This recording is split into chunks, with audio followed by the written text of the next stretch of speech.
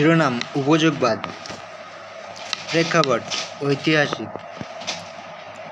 1800 শতকের ইউরোপ শিল্প বিপ্লব। 1800 শতকের শেষ দিকে ইউরোপে শিল্প বিপ্লবের ফলে সমাজে বড় পরিবর্তন ঘটে। নতুন প্রযুক্তি ও উৎপাদন পদ্ধতির ফলে অর্থনৈতিক ও সামাজিক কাঠামো পরিবর্তিত হয়। শ্রমিকদের জীবনযাত্রার মান ও সামাজিক বৈষম্য বৃদ্ধি পায়, যা নতুন নৈতিক দর্শনের প্রয়োজনীয়তা তৈরি করে। রাজনৈতিক পরিবেশ। রাজতন্ত্রের বিরুদ্ধে বিদ্রোহ ও গণতান্ত্রিক আন্দোলন শুরু হয়। সামাজিক ন্যায় বিচার ও মানুষের কল্যাণের জন্য নতুন নৈতিক দর্শন দরকার হয়, যা উপযোগবাদের বিকাশকে প্রভাবিত করে। প্রেক্ষাপট দার্শনিক। প্রাচীন গ্রিক দার্শনিকরা। এপিকিউরাস।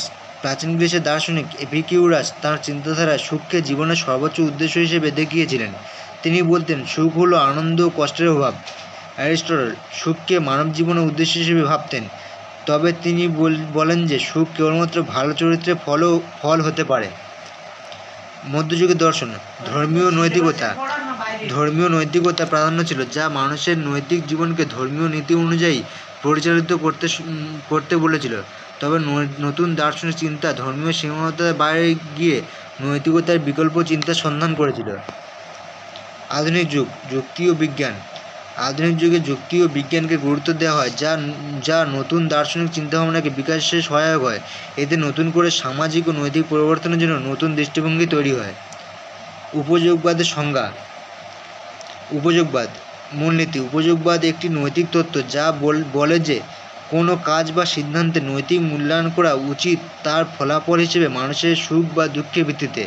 এর উদ্দেশ্য হলো এমন সিদ্ধান্ত গ্রহণ করা যা সর্বাধিক সংখ্যক মানুষের সুখ বৃদ্ধি করে। সর্বাধিক সংখ্যক মানুষের সর্বাধিক সুখ। উপযোগবাদের প্রধান ধারণা হলো যে কোনো কর্ম বা নীতি গ্রহণের সময় লক্ষ্য করা উচিত কত বেশি সংখ্যক মানুষের সুখ বৃদ্ধি করা যায়। সুখ ও বেদনা। সুখ মানে হলো আনন্দ, সন্তুষ্টি এবং ভালো অভিজ্ঞতা যা মানুষের জীবনকে আরও মূল্যবান করে তোলে। এটি একটি ইতিবাচক অনুভূতি যা জীবনে আনন্দ আনে। বেদনা হলো নেতিবাচক অনুভূতি যা মানুষের জীবনকে কষ্টকর ও অস্বস্তিকর করে তোলে। উপযোগবাদের দৃষ্টিকোণ থেকে দুঃখ বা কষ্ট কমানো একটি গুরুত্বপূর্ণ লক্ষ্য। উপযোগবাদের প্রধান ধরনের ধারা। উপযোগবাদ। পরিচয়। এই ধারা অনুসারে প্রতিটি নির্দিষ্ট কাজ বা সিদ্ধান্তের নৈতিকতা তার ফলাফল হিসেবে মানুষের সুখ বা দুঃখের ভিত্তিতে মূল্যায়ন করা হয়। এর মানে হলো কাজের ফলাফল যদি সুখ বৃদ্ধি করে তাহলে সেটি নৈতিকভাবে সঠিক মনে করা হবে। উদাহরণ, যদি একটি নির্দিষ্ট কর্মের ফলে বিশেষ পরিস্থিতিতে অধিক সুখ সৃষ্টি হয় তাহলে কর্মটি নৈতিকভাবে সঠিক হিসেবে বিবেচিত হবে। রুল উপযোগবাদ। পরিচয়। এই ধারা অনুযায়ী নিয়ম বা নীতি তৈরি করা উচিত যা সাধারণভাবে অধিকাংশ মানুষের সুখ বৃদ্ধি করবে। এর মানে হলো নিয়মগুলিকে এমনভাবে তৈরি করা উচিত যা অধিকাংশ ক্ষেত্রে কল্যাণ নিশ্চিত করবে। উদাহরণ, যদি কোনো নিয়ম বা নীতি অধিকাংশ মানুষের কল্যাণে সহায়ক হয় তবে সেটি নৈতিকভাবে গ্রহণযোগ্য হবে। নেগেটিভ উপযোগবাদ। পরিচয়। এই ধারা বলে যে সুখ, দুঃখ ও কষ্ট কমানোই মূল লক্ষ্য হওয়া উচিত। সুখের পরিমাণ বৃদ্ধি করার চেয়ে বেদনা কমানো গুরুত্বপূর্ণ। উদাহরণ, যদি একটি নীতি দুঃখ কমানোর ক্ষেত্রে কার্যকর হয় তবে সেটি নৈতিক মূল্যবান হবে। উপযোগবাদের উদ্ভব। জেরেমি বেন্থাম জন্ম ও কাজ। জেরেমি বেন্থাম 1748 সালে ইংল্যান্ডে জন্মগ্রহণ করেন। তিনি 1789 সালে introduction to the principles of morals and legislation গ্রন্থ প্রকাশ করেন, যা উপযোগবাদের প্রাথমিক তত্ত্ব উপস্থাপন করে। সুখের পরিমাণ। বেন্থাম হেডোনিক ক্যালকুলাস নামক একটি পদ্ধতি তৈরি করেন যা সুখ ও বেদনার পরিমাপের চেষ্টা করে। এই পদ্ধতির মাধ্যমে ব্যক্তি বা সমাজের সুখ ও দুঃখের পরিমাণ নির্ধারণ করা যায়। জন স্টুয়ার্ট মিল জন্ম ও কাজ। জন স্টুয়ার্ট মিল 1806 সালে ইংল্যান্ডে জন্মগ্রহণ করেন। তাঁর ইউটিলিটারিজম 1863 গ্রন্থে উপযোগবাদের তত্ত্বের আরও উন্নত বিশ্লেষণ প্রদান করেন। মিলের অবদান। উচ্চতর ও নিম্নতর সুখ। মিল বলেন যে কিছু সুখ বা মনের অন্যান্য সুখের বা দেহের চেয়ে বেশি গুরুত্বপূর্ণ।